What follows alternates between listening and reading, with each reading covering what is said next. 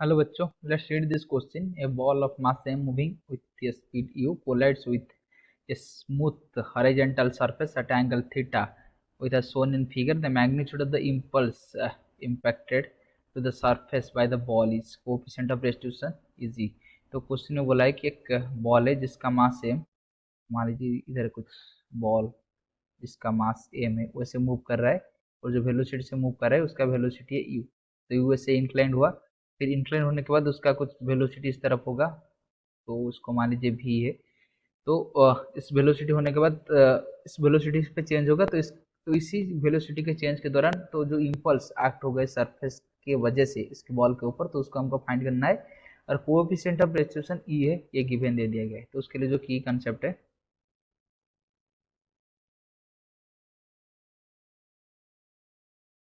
तो की कंसेप्ट क्या है कि जो फोर्स इम्पल्स है, तो इधर हमको इम्पल्स फाइंड करने के लिए बोला है। तो जो इम्पल्स है वो क्या है, एक सडन फोर्स है और एक फोर्स है जो एक शॉर्ट टाइम के लिए एक्ट हो रहा है। तो इसको हम ऐसे बोलते हैं कि एफ इंटू डी टी का इंटीग्रेशन, यानी कि एक छोट अमाउंट, बड़ा अमाउंट का फोर्स लेकिन छोटे टाइम के लिए एक्ट होगा। तो इसको हम निकल भी दूसरे तरीके से सकते हैं कि ये जो मोमेंटम चेंज होगा जब एक कॉलिजन होता है तो शॉर्ट टाइम में मोमेंटम चेंज होता है, बहुत ही कम टाइम में उसका मोमेंटम चेंज होता है। तो वही इम्पल्स फोर्स कैलकुलेट हम ऐसे कर सकते हैं कि M V minus M into U, यानी कि एक जो बॉडी है जिसका मास एम है, एम वी इसका क्या है आफ्टर कोलिजन उसका वेलोसिटी, और यू क्या है बिफोर कोलिजन उसका वेलोसिटी। तो ये दोनों वेक्टर है, तो हम ऐसे लिख सकते हैं कि M V minus M U. तो ऐसे को हमको इम्पल्स कैलकुलेट कर सकते हैं। और दूसरा हमको जो की कंसेप्ट चाहिए वो क्या है, कंजर्वेशन ऑफ लीनियर मोमेंटम का। तो कंजर्वेशन ऑफ लीनियर मोमेंटम क्या बोलता है कि M one U one plus M two U two equal to M one V one plus M two V two. तो अगर दो मास कोलाइड हो रहा है तो उनका बिफोर कलिजन जितना मोमेंटम होगा आफ्टर कलिजन भी उतना मोमेंटम होगा। तो ये सब वेक्टर क्वांटिटी है, तो ये वेक्टरली एडिशन होगा। तो यू वन उसमें एम वन मास का velocity, M two U two M two mass का वेलोसिटी बिफोर कलिजन है और V one V two after collision है। तो इसको हमको यूज करना है। तो अगर पहले हम अगर इम्पल्स कैलकुलेट करेंगे तो ये हमें देख सकते हैं कि वेक्टरली इसको ऊपर वेक्टर ऑपरेशन कर कर उसका सब्ट्रैक्शन करना पड़ेगा। इसको आसान बनाने के लिए हम उसको कंपोनेंट में तोड़ देते हैं।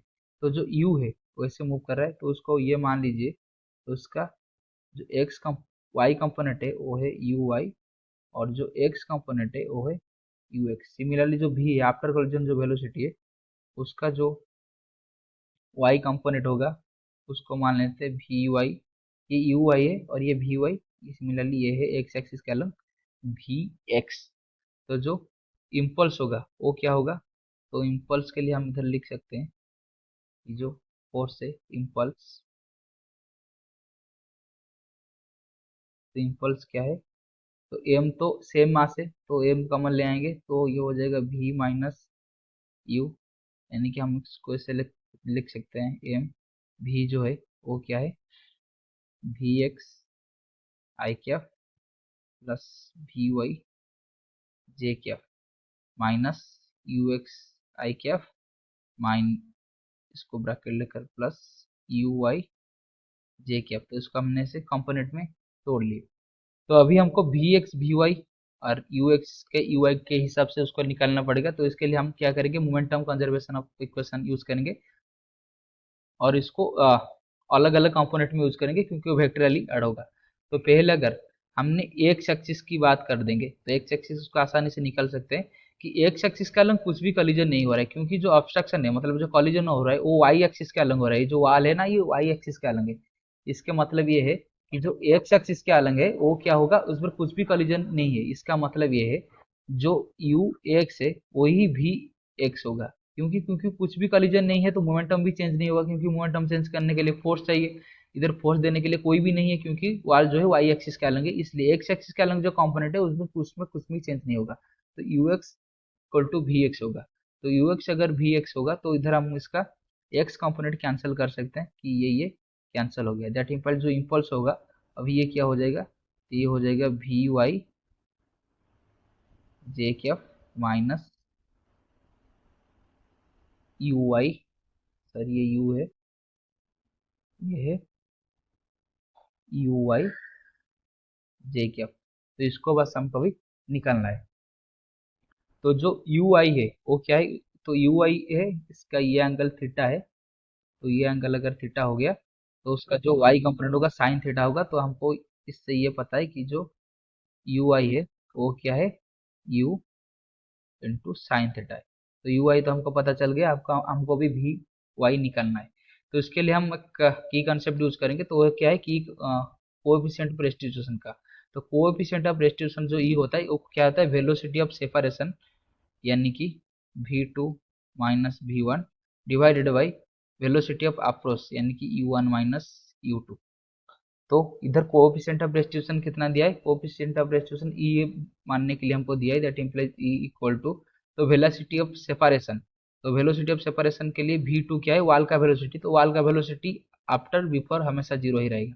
तो जीरो माइनस v1 इधर कितना है, v1 इधर vy है, डिवाइडेड बाई u1 कितना है, u1 है वाल का वेलोसिटी, तो वाल का वेलोसिटी इधर कितना है, तो ये है ui माइनस ये कितना होगा, इनिशियल वेलोसिटी भी वाल का जीरो होगा, तो ये हो जाएगा minus V Y by U Y.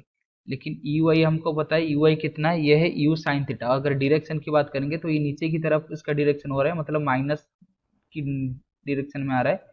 तो दैट इम्प्लाइज हम इसको ये लिख सकते हैं, ये होगा minus V Y divided by minus U sine theta J के आपके डायरेक्शन में आ रहा है। तो ऐसे ये हो जाएगा, जो वी वाई है वो क्या होगा, नेगेटिव नेगेटिव साइन कैंसिल हो जाएगा, तो ये हो जाएगा E U into sine theta, तो जे के आपके डायरेक्शन में हो रहा है। तो ये आ गया वी वाई क्या, मैग्नेट। तो इम्पल्स कितना है, तो इम्पल्स जो होगा, इम्पल्स हमने पहले इसका इक्वेशन लिख कर रखते हैं कि ये है एम इंटू वी वाई